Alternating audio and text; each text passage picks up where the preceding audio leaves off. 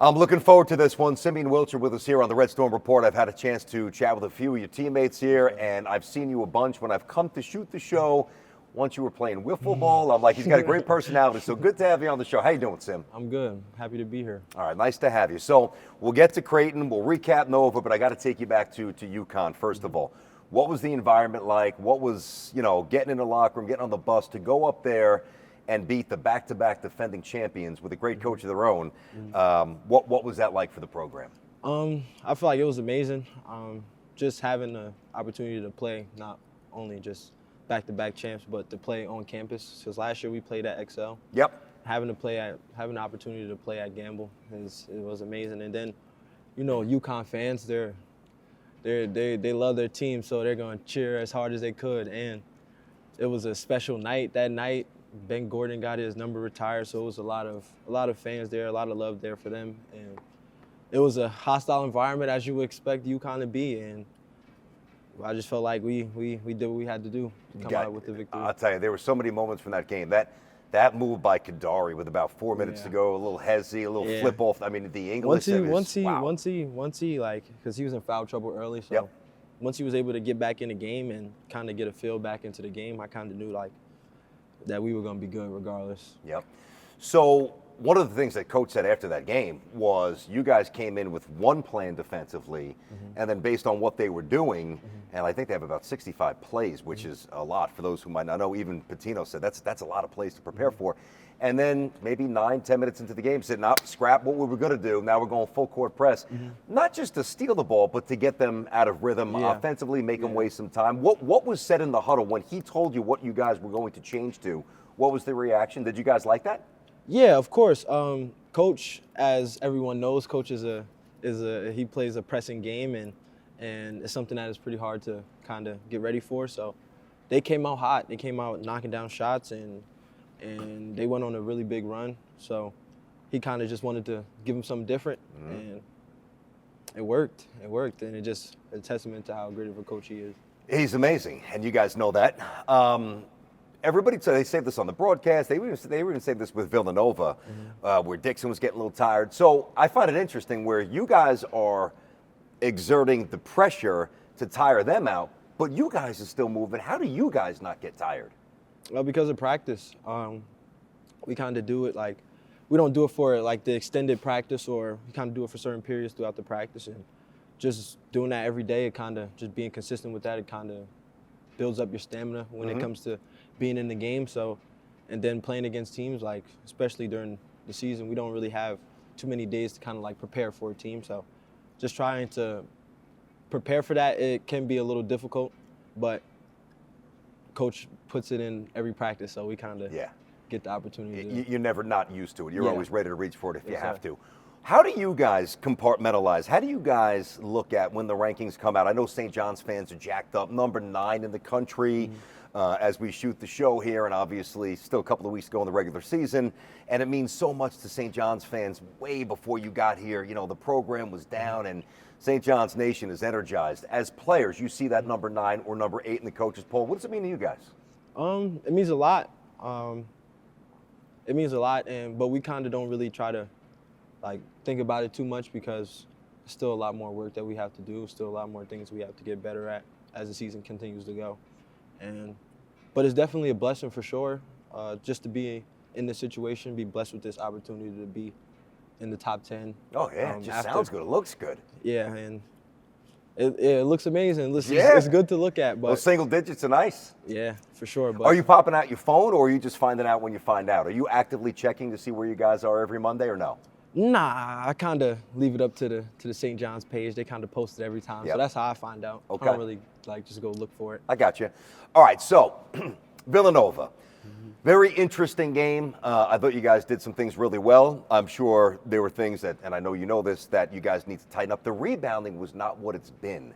Is that because you guys shot so many threes that it was almost an outside-in approach that got you away from rebounding? What happened with the rebounding the other night? Well, we have Zuby, and you know how he gets when it comes he's to terrific. Yeah, so just sometimes, myself, I have to go in and get more rebounds, help them out more, because they're sending 2 people at Zuby to kind of push him out of bounds, get him out of the way, and they kind of leave it up to the ball just bouncing off the rim and somebody else getting it. So you kind of have to just give more help to the guys that are crashing. So team effort. I definitely need to go in there a couple games, give me 4 or 5 rebounds, or just to help out, just to make things not as much of a pressure on Zuby and Aaron and RJ and Kadari and Davon, all the guys to just get every rebound that comes off the rim. They're gonna need some help, so I gotta step that up. Were you a really good rebounding guard in high school? I know you were a great player. Yeah, I was. Something you're I pretty familiar with? I enjoyed rebounding in high school. I think I had a pretty good amount of rebounds in high school for a guard. So yeah, I just got to get back in there and it is what it is. I just got to step up in that area. Okay.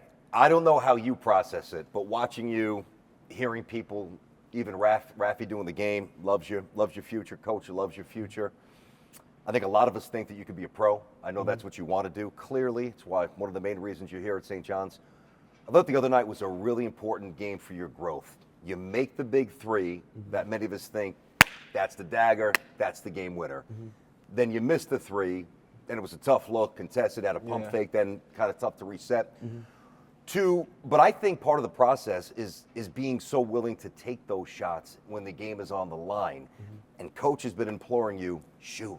You're the best shooter on the team, shoot. So when the first one went through, what did it feel like? Let's start with that. How good was that?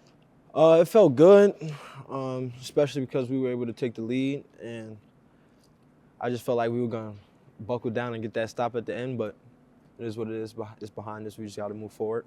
But it felt really good, especially because that was my first one of the second half. So for my first one of the second half to be that one can't make a better situation. It was good timing. Get to the locker room. There's been, 10 straight wins, amazing wins, amazing emotion after wins. You get in the locker room after the Nova loss. What's it like in the locker room with the guys and coach? We just kind of, coach, he's going to just be himself. He's going to let us know what we were out there doing that he's seen from the sideline, and just places that we could have been better, or even just made the situation better for ourselves in that moment.